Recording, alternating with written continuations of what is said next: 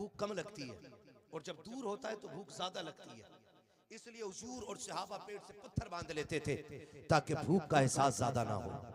सरकार के पेट से 2 पत्थर बंधे हुए हैं। हजरत जाबिर ने देखा सारे सहाबा के पेट से एक एक पत्थर बंधा हुआ है, मेरे सरकार के पेट से 2 पत्थर बंधे हुए हैं। बेकरार हो गए, घर दौड़ के आ जाते हैं, अपनी शरीक हयात को आवाज दे के कहते हैं, मेरी शरीक हयात जरा सुनो तो सही। का बात क्या है? का मैंने सरकार का आज फाका देखा है, मेरे आका के शिकम से 2 पत्थर बंधे हुए हैं, हमने एक एक पत्थर बांधा है, सरकार के पेट पे 2 पत्थर है। मेरी शरीक हयात, मैं सरकार की दावत करना चाहता हूँ, कुछ हो तो बता दिया जाए। हजरत जाबिर की बीवी रोने लग जाती है, कहती मेरे सरताज, मेरे घर का 3 दिन का फाका है, हमने बच्चों को कुछ नहीं खिलाया है, अगर कुछ होता तो बच्चों को खिला दिया जाता, मेरे सरताज क्या किया जाए। हजरत जाबिर खड़े हैं, निगाह डाल के क्या देखते हैं, आपके घर के अंदर एक 6 माह का बकरी का बच्चा मौजूद था। कहते मेरी शरीक हयात, अगर इसी को काट लिया जाए, इसका गोश्त बना दिया जाए तो सरकार की भूख के लिए काफी हो जाएगा। बीवी हजरत जाबिर की थी,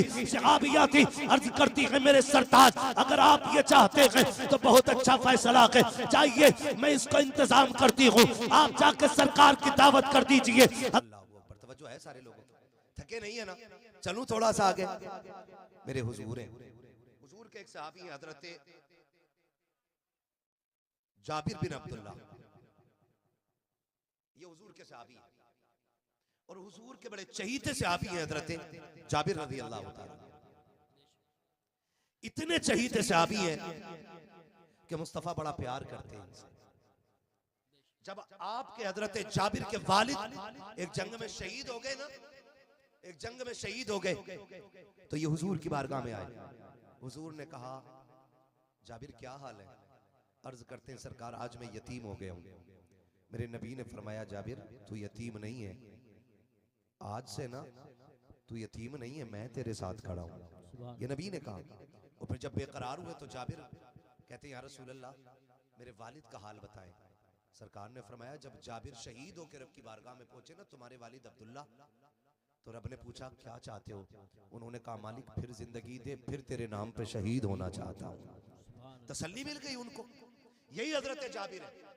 जंग उहद का मौका है, खंदक का मौका है, खंदक खोदी जा रही है, खंदक खोदी जा रही है। और जब जंगे खंदक हुई थी तो मुसलमानों में ऐसा फाका था, ऐसा फाका था कि पेट से पत्थर बंधे हुए थे, पेट से पत्थर। आज दौलत की कसरत है, आज रिस्क बेशुमार है, आज जितना खाता नहीं उतना फेंक दिया जाता है, इतनी रिस्क की लोग कदर नहीं करते।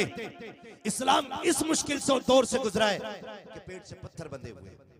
सरकार की बारगाह में सहाबा आए, हुजूर एक पत्थर आ गया है, टूट नहीं रहा है। मेरे नबी आप आए ना, सरकार ने कुदाल पकड़ा, पहली ज़रब मारी, एक चिंगारी निकली। हुजूर ने कहा सुभान अल्लाह। दूसरी ज़रब मारी, फिर कहा चिंगारी निकली, सुभान अल्लाह। तीसरी ज़रब मारी, फिर चिंगारी निकली, फिर फरमाया सुभान अल्लाह। सहाबा कहते हैं हुजूर ये क्या बात थी, आप बार बार सुभान अल्लाह कहते रहे। आका फरमाते रहे कि हर ज़रब पे जिब्रील मुझे खुशखबरी देते गए कि फला फला इलाके मुस्तफ़ा फतह होने वाले। हजरत जाबिर कहते हैं कि जब सरकार ने कुदाल उठाया और आका की कमीज उठी तो पेट से पत्थर बंधा हुआ था। क्या था पेट से? पत्थर। जोर से पेट से पत्थर क्यों बांधते हैं लोग? आज भी फिलिस्तीन में भूखे पेट से पत्थर बांध रहे हैं, आज भी बच्चों के पेट से पत्थर बंधे फिलिस्तीन में। पेट से पत्थर बांधने की वजह ये होती है कि जब पेट खाली होता है ना और वो कमर से चिपकता है तो भूख कम लगती है, और जब दूर होता है तो भूख ज्यादा लगती है। इसलिए हुजूर और सहाबा पेट से पत्थर बांध लेते थे ताकि भूख का एहसास ज्यादा ना हो। सरकार के पेट से 2 पत्थर बंधे हुए हैं। हजरत जाबिर ने देखा सारे सहाबा के पेट से एक एक पत्थर बंधा हुआ है, मेरे सरकार के पेट से 2 पत्थर बंधे हुए हैं। बेकरार हो गए, घर दौड़ के आ जाते हैं, अपनी शरीक हयात को आवाज दे के कहते हैं, मेरी शरीक हयात जरा सुनो तो सही। का बात क्या है? का मैंने सरकार का आज फाका देखा है, मेरे आका के शिकम से 2 पत्थर बंधे हुए हैं, हमने एक एक पत्थर बांधा है, सरकार के पेट पे 2 पत्थर है। मेरी शरीक हयात, मैं सरकार की दावत करना चाहता चाहता हूँ, कुछ हो तो बता दिया जाए। हजरत जाबिर की बीवी रोने लग जाती है, कहती मेरे सरताज मेरे घर का 3 दिन का फाका है, हमने बच्चों को कुछ नहीं खिलाया है, अगर कुछ होता तो बच्चों को खिला दिया जाता, मेरे सरताज क्या किया जाए। हजरत जाबिर खड़े हैं, निगाह डाल के क्या देखते हैं, आपके घर के अंदर एक 6 माह का बकरी का बच्चा मौजूद था। कहते मेरी शरीक हयात, अगर इसी को काट लिया जाए, इसका गोश्त बना दिया जाए तो सरकार की भूख के लिए काफी हो जाएगा। बीवी हजरत जाबिर की थी, सहाबिया थी, अर्ज करती है मेरे सरताज अगर आप ये चाहते हैं तो बहुत अच्छा फैसला है, चाहिए मैं इसको इंतजाम करती हूँ, आप जाके सरकार की दावत कर दीजिए।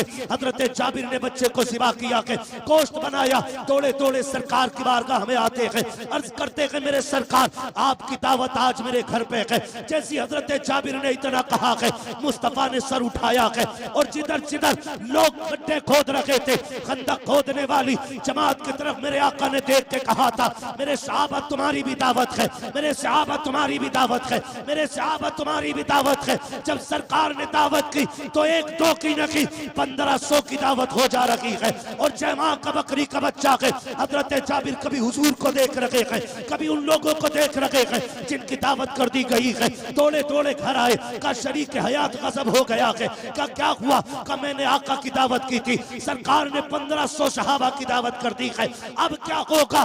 बीवी भी सहाबिया थी और मुस्तफा के दर की परवरदा, बीवी ने कहा बता मेरे सरताज तुमने किसकी दावत की थी, कहा मैंने मुस्तफा की दावत की थी, और कहा 1500 की दावत किसने की है, कहा वो मुस्तफा ने की है। तो बीवी ने कहा सुनो तुम हुजूर को खिलाओ, 1500 को हुजूर खुद खिला के दिखा दे।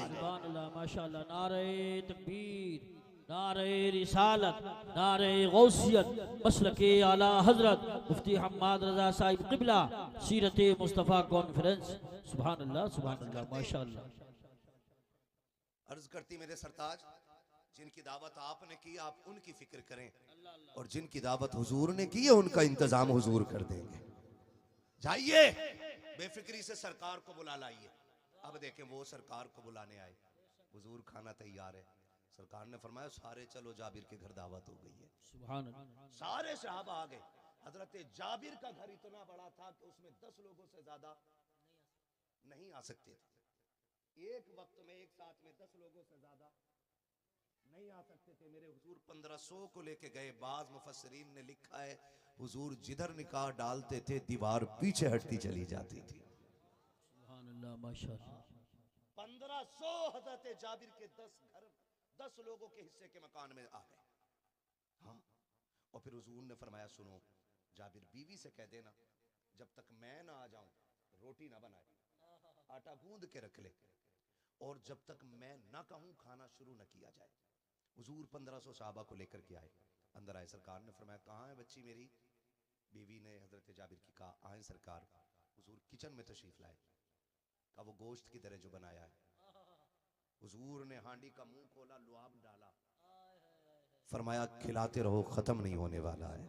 सुभान अल्लाह, माशाअल्लाह। और जो आटा गूंदा रखा था हुजूर ने उसमें ना लुआब मिला दिया, कहा रोटी बनाओ। और सरकार ने फरमाया सहाबा से 10-10 करके आते जाओ और खाते जाओ। 10-10 करके 1500 सहाबा खा गए और खाना खत्म नहीं हुआ। खाना जोर से खाना खत्म नहीं हुआ।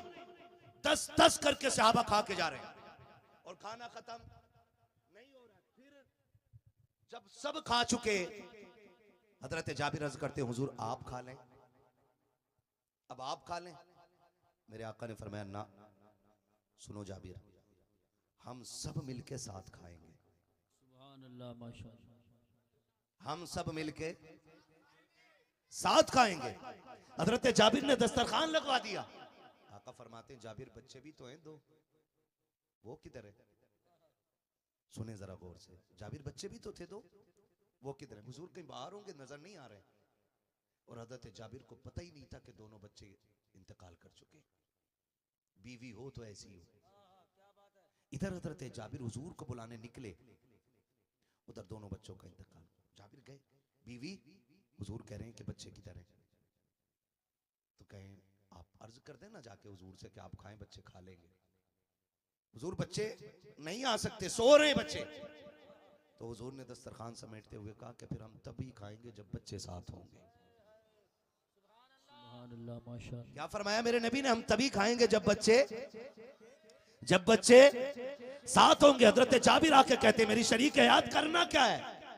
हुजूर राजी नहीं है, कह रहे जब बच्चे होंगे तभी खाएंगे। और मुझसे आका की भूख देखी नहीं जा रही है, बताओ तो बच्चे किधर गए? हजरत जाबिर की बीवी ने हाथ पकड़ा के अंदर उस जगह पे लाई है जहां पे बच्चों के ऊपर चादर डाल रखी थी। हजरत जाबिर की बीवी ने चादर खींची है। हजरत जाबिर ने देखा, आंखों में आंसू आ गए। कहा बीवी ये कब्र कैसे हो गया? हजरत जाबिर की बीवी ने कहा था मेरे सरताज तुम सरकार को बुलाने के लिए निकले हो, जैसे कि मैंने देखा मेरे एक बच्चे ने चुरी ली है, उसने बकरी को ज़िबा होते हुए देखा था। दूसरे भाई से कहता है चल मैं तुझे बकरी की तरह ज़िबा करता हूं। उसने छोटे भाई के गले पे खंजर चला दिया। जब एक भाई के गले पे चाकू चला, मैं उसको रोकने के लिए दौड़ी, वो डर के छत पे चढ़ गया। इधर एक तो वो जिसका गला कटा वो इंतकाल कर गया, दूसरे से चाकू लेने के लिए दौड़ी, वो डर के छत से गिरा। मेरे सरताज वो भी इंतकाल कर गया। ए मेरे सरताज आज हमारे घर सरकार तशरीफ लाने वाले थे।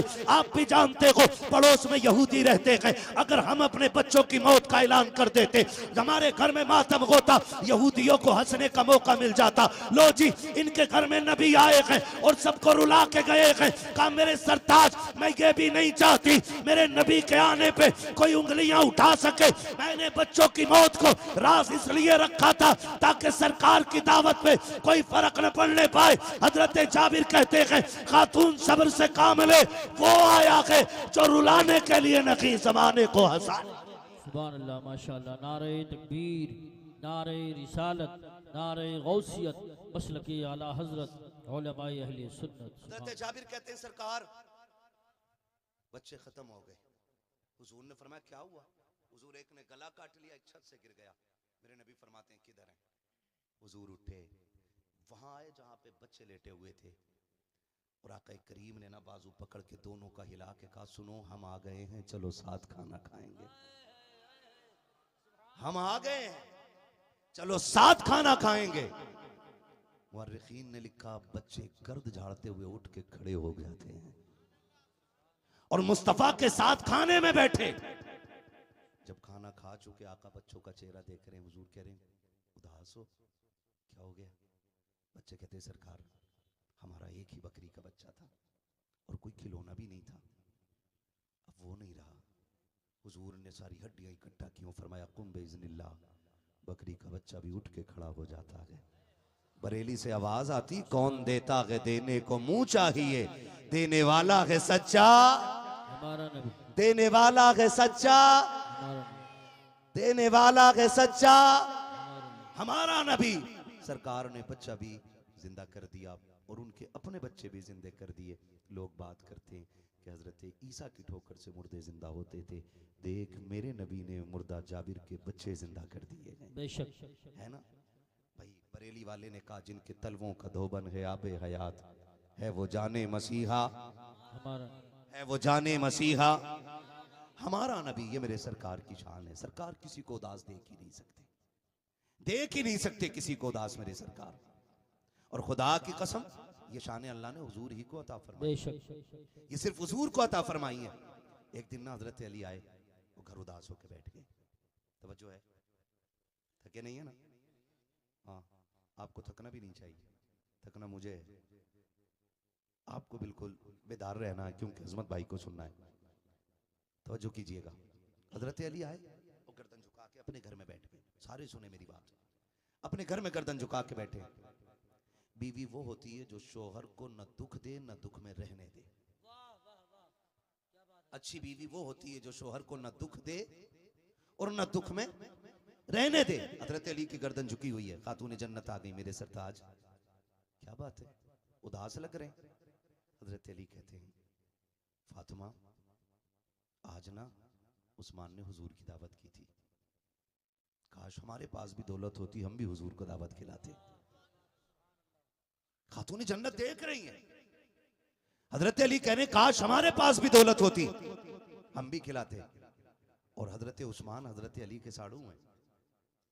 दो बेटियां सरकार की हजरत उस्मान के निकाह में आई और हजरत उस्मान ने दावत की। हजरत अली कह रहे काश मेरे घर भी दौलत होती, मैं भी हुजूर की दावत करता। खातून जन्नत बड़ी आगे कहती हैं अली फिक्र क्यों करते हो, जाओ मुस्तफ़ा से जाके कह देना कल हमारे घर पे दावत है। बोलो सुभान अल्लाह। कहा हमारे घर पे दावत है, हुजूर से जाके कह देना। हजरत अली मुंह देख रहे, कहते फातिमा मुझे पता है ना मेरे घर में क्या है, और तुम खाने की बात कर रही हो, कहां से दावत खिलाओगी। फिर ख्याल आया ना, हो सकता है औरत मर्द की कमाई में से थोड़ा थोड़ा बचा भी लेती है ना, सोचा शायद रखा हो। गए, फातिमा जा, फातिमा कराऊं दावत, जाइए ना अली, हुजूर से कहिए हमारे घर कल की दावत है। अब हजरत अली गए खुशी खुशी, मुस्तफ़ा बैठे, जाके सलाम किया। आका फरमाते हैं अली कैसे आए, कहा हुजूर आपकी दावत है, हुजूर आपकी दावत है। जब हुजूर की दावत की ना, हुजूर मुस्कुरा के कहते हैं सहाबा कल अली के घर खाना खाने जाना है, सहाबा कल अली के घर खाना खाने के लिए जाना है। अब हजरत अली, अगला दिन आ रहा है, शाम हुई, हजरत अली देख रहे हैं फातिमा मामूल के मुताबिक अपने कामों में, दावत की कोई तैयारी नहीं। अली सोच रहे कल क्या होना है, कल क्या होना। रात गुजर गई, कोई मामूल से ज्यादा कोई काम नहीं। सोच रहे फातिमा दावत कहां से खिलाएगी। अगला दिन जब दोपहर का वक्त करीब होने लगा, कोई तैयारी नहीं, कोई पकवान नहीं, कोई आग चूल्हे पे नहीं जली। अली कह रहे हैं फातिमा दावत है आज हुजूर की, कोई इंतजाम नहीं। कहा आप फिक्र क्यों करते हैं, जाइए ना मुस्तफ़ा को जाके बुला लाइए। हजरत अली देख रहे हैं ना कोई पकाया, ना कुछ बनाया, ना आग जलाई, और ये बुलाने के लिए भेज रही है। कहा जाइए बुला के लाइए।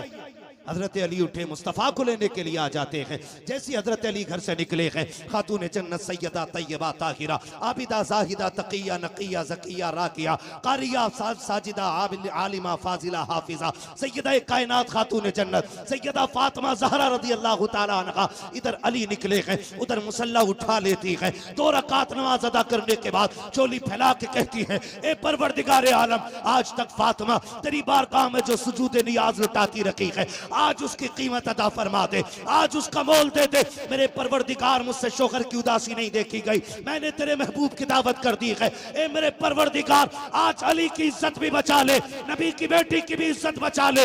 इतना कह करके मुसल्ला समेट दिया है। हजरत अली आ रखे हैं, आगे आगे नबी चल रखे हैं, पीछे पीछे अली चल रखे हैं। अब अली भी जिस तरह आका करीम हजरत उस्मान गनी के घर जा रखे थे, हजरत उस्मान हर कदम को गिन रखे थे, और गिनते गिनते जब हजरत उस्मान का घर आया, आका ने फरमाया उस्मान कदम क्यों गिने हैं। तब हजरत उस्मान गनी ने कहा था या रसूल अल्लाह कदम इसलिए गिने हैं कि हर कदम के बदले में मुस्तफ़ा में गुलाम आजाद करूंगा, आप मेरे मेहमान बन गए हो। तारीख गवाह है, अली भी पीछे पीछे कदम गिनते जा रहे हैं। जैसी सरकार पहुंचे हैं, खातून जन्नत के दरवाजे पे बैठे हैं, अचानक दरवाजे पे दस्तक हो जाती है, आवाज आई है आओ जरा दरवाजे पे आओ। हजरत अली दौड़ के जाते हैं, क्या देखते हैं चंद लोग खाने का थाल लेकर के खड़े हैं। आका कहते हैं अली ये खाना लेके अंदर आ जाओ। हजरत अली खाना लेकर के आए हैं। अब सहाबा जब खा रहे हैं, उंगलियां चाटते चले जा रहे हैं, जितने खा रहे हैं उंगलियां चाट रहे हैं। सहाबा कहते हैं आका आज तक कभी ऐसा खाना नहीं खाया है जैसी लज्जत आज फातिमा के दस्तरखान पे आ रही है। तब मेरे नबी ने कहा था सहाबा जो खाना मरने के बाद आखिरत में निबटने के बाद जन्नत में जाके मिलेगा, वो मेरी फातिमा ने तुम्हें दुनिया में खिला दिया। सुभान अल्लाह। नारे तकबीर, नारे रिसालत, नारे गौसियत, मसलके आला हजरत, फैज़ान आला हजरत मुफ्ती हम्माद रजा साहिब क़िबला, उलमाए अहले सुन्नत। सुभान अल्लाह। फिर देखा अली फिर उदास है। खातून जन्नत कहती है अली अब क्यों उदास हो, अली अब क्यों उदास हो। काम तो रही गया फातिमा। कहा क्या उस्मान ने हर कदम के बदले में गुलाम आजाद किए थे, मैं क्या आजाद करूं। अभी ये बात कह ही रहे थे, इतने में जिब्रील आ गए। महबूब बेटी से कह दो कि दिल थोड़ा ना करे, अपने शोहर के लिए ज्यादा उदास ना हो। अगर उस्मान ने हर कदम के बदले में गुलाम आजाद किया है ना, तो हम महबूब के हर कदम के बदले में ना 1000 तेरी उम्मत के गुनाहगारों को बख्शेंगे। सुभान अल्लाह, माशाअल्लाह। हर कदम के बदले में 1000 गुनाहगार उम्मत बख्शी जा रही है ना। तुम्हारे ही लिए तय गुनाहगारों सियाकारो, ये शब भर जागना और रात भर रोना मोहम्मद का, हमारा सब कुछ हुजूर के लिए होना चाहिए। जिंदगी देखिए जैसी करनी है ना वैसी टेंशन में आ गए इस बात को सुन के ना। मैं जमीन के कागज लेके नहीं बैठा हूं, मैं ये नहीं बताऊंगा किसके पास कितनी कम है और किसकी ज्यादा है, बस इतना बताऊंगा जैसी करनी वैसी भरनी। जिंदगी इतनी खूबसूरत बना लो कि हम कब्र में बाद में पहुंचे, हुजूर कब्र में पहले आ जाएं। और जब बात हुजूर की हुआ करे ना, मैं अपनी पूरी बस्ती के तमाम नौजवानों से कहना चाहूँगा, आज तो चलो नौजवानों ने महफिल जी सजाई है और मैं देख रहा हूँ ज़्यादातर नौजवान आए हुए हैं महफिल में। अगर कोई बुजुर्ग भी महफिल सजाए ना तो फिर चले जाया करो, सब में जाया करो, कोई महफिल वीरान ना रखा करो। कम से कम क़यामत में ये तो होना कि सरकार आपकी उम्मत गुनाहगार थी, गद्दार नहीं थी। बेशक जहां आपका नाम सुनते थे दौड़ के चले जाया करते थे। 365 दिन, 64 दिन, 63 दिन, 360 दिन सोते ही रहने, एक रात जाग के हुजूर के लिए गुजार लिया करें। और याद रखिएगा इन महफिलों की इतनी अजमतें बयान की गई हैं कि जितने इस महफिल में आ जाते हैं रब के करम से सारे बख्श दिए जाते हैं। बेशक अभी अजमत भाई ने एक बात कही थी वालिदैन के हवाले से, जमाने से निराली है जो उल्फत बाप करता है। बेशक आपसे बस इतना कहना चाहूँगा, अपने माँ बाप की इज्जत करें, सबसे, खुद से भी मैं कहता हूँ इस बात को, मैं भी और आप भी अपने माँ बाप की इज्जत करें। इनसे बड़ी दुनिया में कोई दौलत नहीं है। दुआओं की मकबूलियत का क़िबला ये है, अगर आपकी दुआएं कबूल ना होती हो ना तो फिर माँ के कदमों में आ जाया करो। अगर इसकी झोली फैल जाती है तो रब बिगड़े मुकद्दर सवार देता है। वो बच्चे खुशनसीब होते हैं जिनके सर पे हाथ रखने वाले माँ बाप जिंदा होते हैं। वो बड़े मुकद्दरों के मालिक होते हैं जिनको माँ बाप की दुआएं मिलती हैं। उनसे पूछो वो बड़े तन्हा हो जाते हैं जिनके माँ बाप कब्रिस्तान चले जाते हैं। आज माँ बाप की चीख पे आवाज पे ना हम आवाज नहीं देते, हम उनकी आवाज देने पे ना मोबाइल में लगे रहते हैं, कुट कुट कुट कुट कुट कुट। वो कहते पानी ला दे, कह रहा अभी आया अभी आया अभी आया ना। आज इनकी एक आवाज पे दौड़ जाया करो।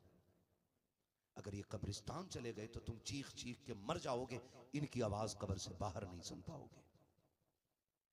कदर कर लें इनकी, इज्जत कर लें इनकी।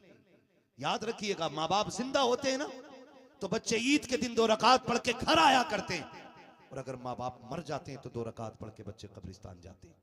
क्यों? क्योंकि असली ईद की खुशी जो है ना वो यारों के गले लग के नहीं मिलती, माँ बाप की मीठी दुआओं के बाद मिला करती है। अगर बाप ये कहते तुझे ईद मुबारक हो तो खुदा की कसम फरिश्ते आमीन कहने लग जाते हैं।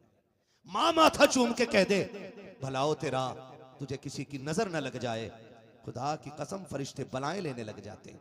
आज अगर माँ बाप है ना, इनकी इज्जत कर लीजिएगा, इनकी कदरत कर लीजिएगा। कारी यूसुफ साहब कबिला ने अभी जिक्र किया, वालिदा नहीं रही, अल्लाह इनकी वालिदा को बेहिसाब जन्नतुल फिरदौस नसीब फरमाए, और हम में से जिनके वालिदैन बाहयात हैं अल्लाह उनको भी अपने महबूब के सदक़े में जन्नती बना दे। कह दो आमीन। नाराज हो अम्मा अब्बा के नाम पे? कहो जोर से आमीन।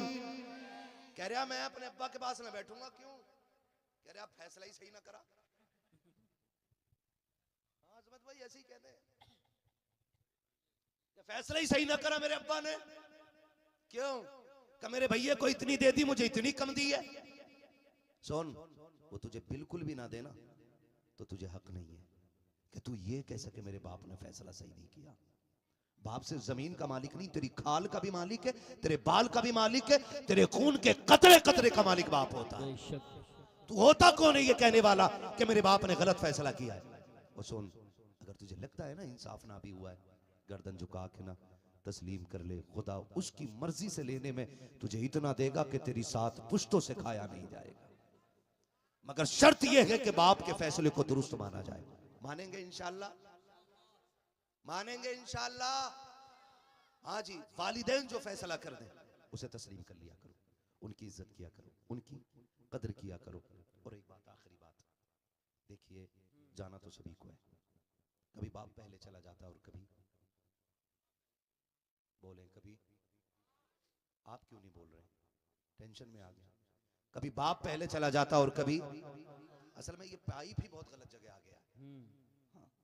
कभी बाप पहले चला जाता और कभी माँ पहले चली जाती। अब दोनों की कंडीशंस बिल्कुल अलग है। बाप अगर पहले चला जाए ना तो माँ को मोहताज बना देती है औलाद, टुकड़े टुकड़े को तरसा देती है औलाद। और अगर माँ पहले चली जाए ना तो बाप की मिट्टी पलीत कर देती है औलाद। दोनों पहलू किसी की जिंदगी में भी आ सकते हैं, पहले मां भी जा सकती है और पहले बाप भी जा सकता है। अगर मां पहले चली जाए ना तो फिर बाप के नौकर बन जाना, उसे कभी आवाज देने का मौका मत देना, उसको इतना प्यार देना, इतनी इज्जत देना कि वो तन्हाई में भी हाथ उठाए करे तो कहा करे अल्लाह मेरी औलाद की जैसी सबकी औलाद हो जाए। और अगर बाप पहले चला जाए तो फिर मां रह जाती है। हैरत होती है, एक मां 8-10 बच्चों को पाल लेती है, 6-6, 8-8 बेटे एक मां पाल लेती है, और 8 बेटों से मिलकर एक मां नहीं पाली जाती। बड़ा दुख होता है, तकलीफ होती है। बड़ा खुशनसीब है वो बंदा जिसके हिस्से में मां आ जाती है। सबसे खुशनसीब वो बंदा है जिसके हिस्से में मां आ जाती है, इसलिए कि जिधर मां होती है उधर ही रब के करम की निगाह होती है। ख्याल कीजिएगा, अगर बंटवारे का कभी नंबर भी आना तो जमीन छोड़नी पड़े तो छोड़ दो, मकान छोड़ना पड़े तो छोड़ दो, मां ले लो। इसलिए कि जितनी छोड़ के आए हो वो एक बार दुआ कर देगी तो उसकी 10 गुना अल्लाह तेरे थूक से पैदा कर देगा। इज्जत कीजिएगा, कदर कीजिएगा। अगर बाप के इंतकाल के बाद मां ने कब्रिस्तान की तरफ मुंह करके रो के इतना कह दिया हाय किधर छोड़ के चला गया, मुझे भी साथ ले जाता, मुझे किन बेगैरतों में छोड़ के गया है, जहां तो टुकड़े इज्जत के नहीं मिल रहे। खुदा की कसम अगर मां ने रो के इतना कह दिया काबे में जाके मर जाना, ना तुझसे खुदा राजी होगा ना मुस्तफा राजी।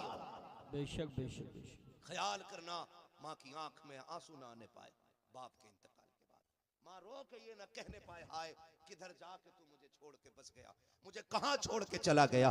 खुदा के वास्ते औलाद से कहना चाहूंगा, माँ बाप रब की बड़ी नेमत होते हैं, इतनी बड़ी दौलत होते हैं अल्लाह की माँ बाप। खुदा की कसम ना हो तो बड़े घर भी वीरान नजर आया करते हैं।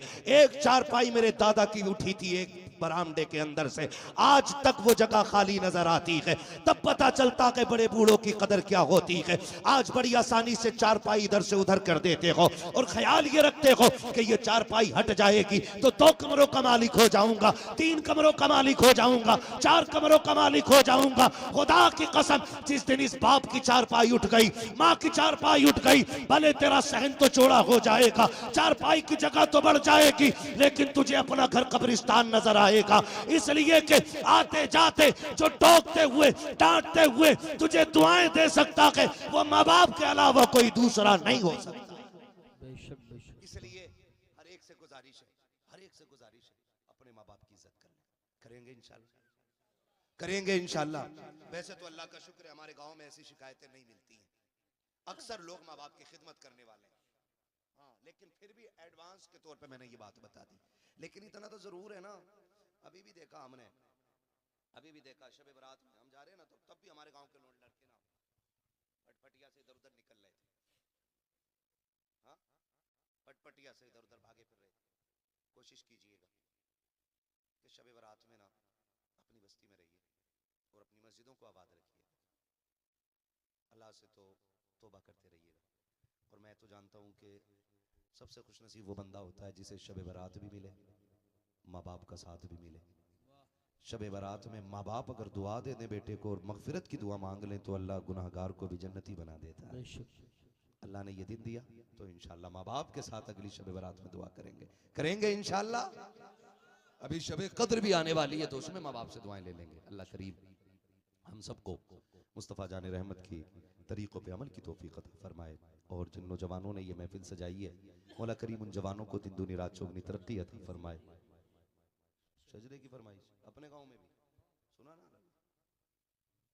सुना दे,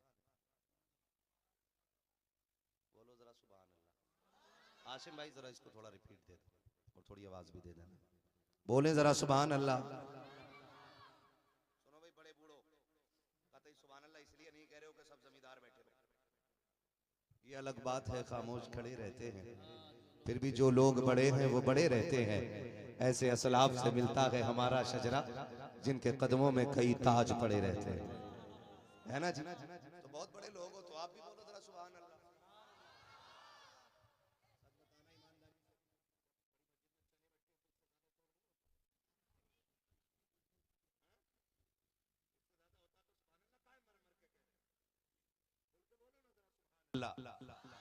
और जोर से। पूरी दुनिया सुन रही है तुम्हें, ठीक है, और सुनती रहेगी। बराबर वाले, बराबर वाले अल्लाह वाले होते भले आदमी। अगर इमाम बोलेगा तो तुम्हें बोलने की इजाजत नहीं है। जी जी बेशक। ऐसे ही है ना भाई नमाज में अजहर भाई, है इमाम के पीछे किरात करने की इजाजत है नहीं ना। और जहां ये ना बोले वहां फिर मुक्तदियों को चाहिए आगे बोले,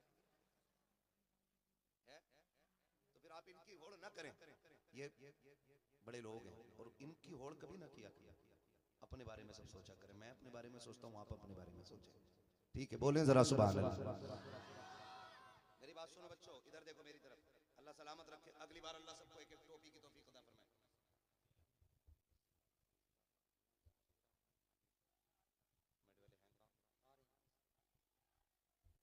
बेटे पैर पीछे करो। अच्छे बच्चे पहली बार आए जलसे में।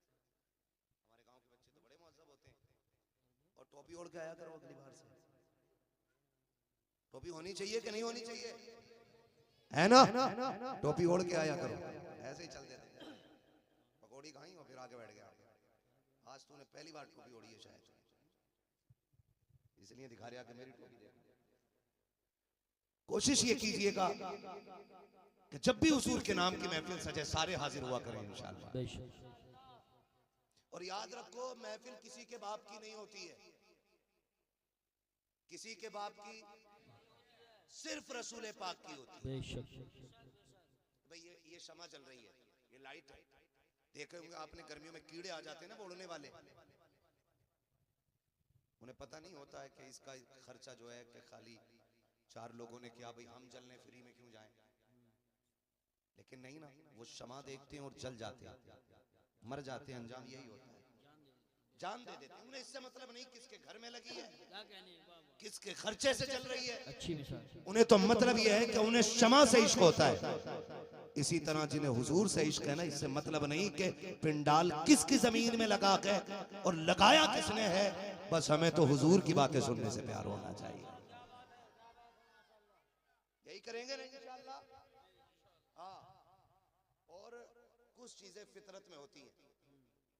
फितरत में कारी यूसुफ साहब क़िबला में क्या बताऊं, हमारे मोहल्ले से अभी 2 लोग इंतकाल कर गए। जो कादरी मस्जिद जो आप देख रहे हैं, जिसका लिंटर अभी तक इसलिए रुका हुआ है कि कुछ कलमा पढ़ने वालों ने भी टांग अड़ाई थी। और वो लोग जिन्होंने इस मस्जिद के लिए हमेशा कोशिश और मेहनत की, उनका अंजाम लोगों ने देखा। हमारे जफर चचा मरहूम अल्लाह उनके दर्जात बुलंद फरमाए, उनका इंतकाल जुमे के दिन हुआ। वो हमेशा कादरी मस्जिद की हिमायत में रहे।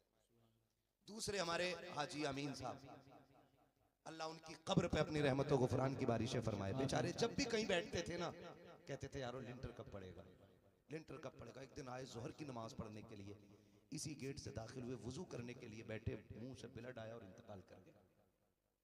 मस्जिद में इंतकाल कर गए। हश्र देखें कितना अच्छा हुआ। फरमाया गया जो जिस हाल में मरेगा क़यामत में उसी हाल में उठाया जाएगा। इंशाअल्लाह वो दिन आएगा क़यामत में, लोग देखेंगे कि मस्जिद से प्यार करने वाले हाजी अमीन साहब वुजू करते हुए उठाए जाएंगे नमाज की तैयारी में। तो ये अपने अपने हिस्से की बात होती है। मैं आपसे कहना चाहता हूं, हम कम से कम अपना हिसाब इतना अच्छा रखें कि हमें मौत आए ना तो ऐसा काम करते हुए मौत आए कि जमाना हमारी मौत पे नाज करे। सुभान अल्लाह, माशाअल्लाह माशाअल्लाह। नेक कामों में हमेशा लगे रहिएगा। अल्लाह जिससे चाहता अपने दीन का काम, जोर से दीन का काम ले लेता है। अगर वो अबाबीलों से चाहे तो हाथी मरवा देता है। मरवाए के नहीं? सुभान अल्लाह, मरवाए। अबाबीलों से चाहता तो हाथी मरवा लेता है। मकड़ी से चाहता है तो गार के दरवाजे पे जाले लगवा देता है। कबूतर अंडे दे देते हैं तो गार की हिफाजत हो जाया करती है ना जी। तो ये सब अल्लाह की मर्जी के ऊपर है, बस उसे राजी करने की कोशिश कीजिएगा, ठीक है ना। अब आवाज निकालिए जोर से, जरा बोलो सुभान अल्लाह। मेरा हाथ देख रहे हो, जब मेरा हाथ ऐसे होना तो तुम्हें बोलना है सुभान अल्लाह। समझ जाना कि घर का मौलाना थक गया, सांस लेना चाह रहा, हम इतनी जोर से सुभान अल्लाह कहें कि मौलवी सांस ले ले। कहीं ऐसा मत करियो सारी दुश्मनी आज ही निभा जाओ कि आज फंसा। मौलवी के सामने तुम सुभान अल्लाह कहना भूल जाओ और मैं सांस लेना भूल जाऊं। जलसा कल भी है, कल पिपलसाने में जाके बोलना है, परसों कल, ठीक है जी, परसों पिपलसाना जाना, कल फिर कहीं जाना, कल कहीं थे। हम तो वो भटकती आत्माएं जो कदम ही नहीं रुकते, हर रात कहीं ना कहीं सफर रहता है, ठीक है ना। अब जरा बोलें सुभान अल्लाह। ओ खड़े वाले बंदो बोल दो यार तुम भी सुभान अल्लाह। हाँ, इतने मजबूत कसम से भी गन्ना कट के पर्ची पैसा नहीं आया है। गर्मी इतनी आ गई, बैठने कोई तैयार नहीं है ना। मत बैठो, अब मैं बैठाऊंगा नहीं, अब खड़े खड़े बोलना है तुम्हें सुभान अल्लाह। अब बाकी जो काम है लिटाने या बैठाने का अजमत भाई कर लेंगे, क्योंकि इनकी भी ट्रेन मुरादाबाद से है, इनको भी बहुत जल्दी रुखसत करना है और मैंने बहुत ज्यादा वक्त आपका ले लिया। तो फिर आप बोलो सुभान अल्लाह, इतनी जोर से सुभान अल्लाह बोलो कि मेरी थकन उतर जाए। बोलो जरा खुल के सुभान अल्लाह। आदम के बेटे शीश, सुभान अल्लाह। हिंदुस्तान के बाकी लोग सोचेंगे इनके गांव वालों को तो सबको याद है, तो पाबंदी के साथ थोड़ा मजबूत होके बोलो सुभान अल्लाह। आदम के बेटे शीश, शीश के बेटे अनस, अनस के बेटे कैनान, कैनान के बेटे मेला।